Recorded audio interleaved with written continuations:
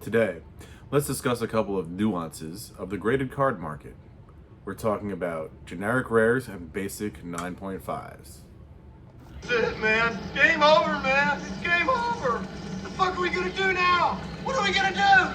Maybe we could build a fire, sing a couple of songs, huh? Why don't we try that? This is something I've come across as a seller to people who build sets, things like that. You know, by having graded cards of all types and from, you know, a lot of the key sets. Over time, I've encountered people looking for specific things. Let's talk about a basic 9.5. Okay, this is a nice card. Lifeline. This is a reserve list card. But look at the label, okay? If I can get it in focus. I don't think I can. It's looking at my face. Anyway, 3 of the subgrades are 9.5s and 1 is a 9. This is called a basic 9.5. A quad would be if all 4 of these subgrades were 9.5.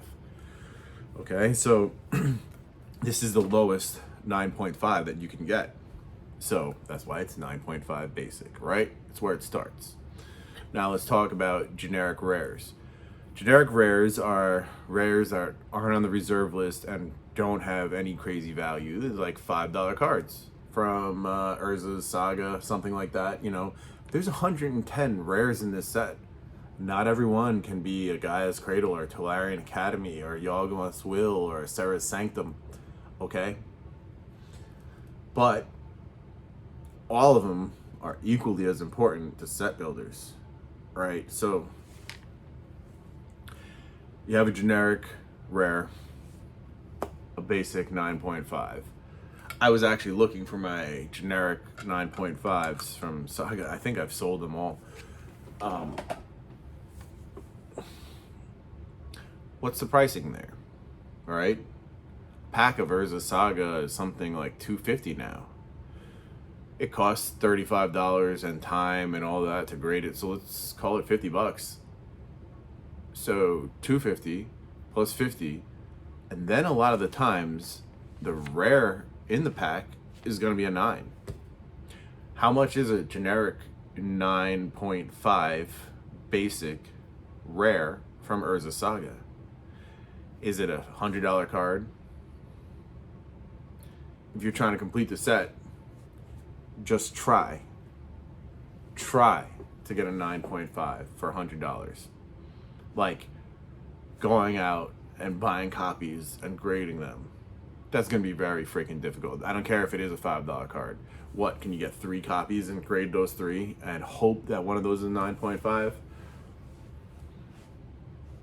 So just think about that, right? What is that number? To me, I would argue that it's like a 9.5, shoot, a 9, because that's what you're likely to get.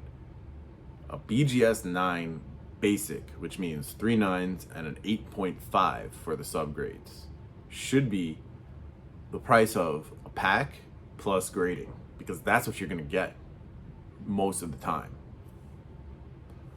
I don't know. I just think that the graded card market hasn't caught up to the difficulty of getting some of these cards, or grading some of these cards, or grading out some of these cards, or opening and then grading some of these friggin' cards. People want to extract blood from a stone and expect you to have this downward spiral of your money where you buy a pack for $300, you grade it for another $50, but you get $200 back because you got a good card, or you know, you got a rare that someone bought at a 9.5. Come on, man. You know, think about it reasonably.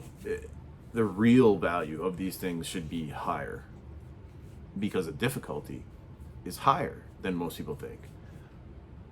Just something I've thought about for a while. These generic rares and basic 9.5s, totally undervalued in my opinion. Totally undervalued in my opinion. Especially from sets like Tempest, Saga, Exodus, all this stuff.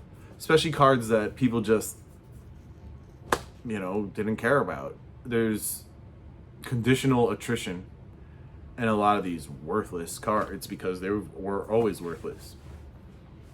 Anyway, Ed with Dual Brain MTG here. Thanks for watching, guys. It's always a pleasure. If you're buying any of these cards today, generic rares maybe, please consider using my TCG Player affiliate link. It is free to use and helps the channel a lot. If you're into some OG box breaks, check out my Patreon. We got some cool stuff coming up. And otherwise, yeah, have a great day. Take care, everybody. Peace.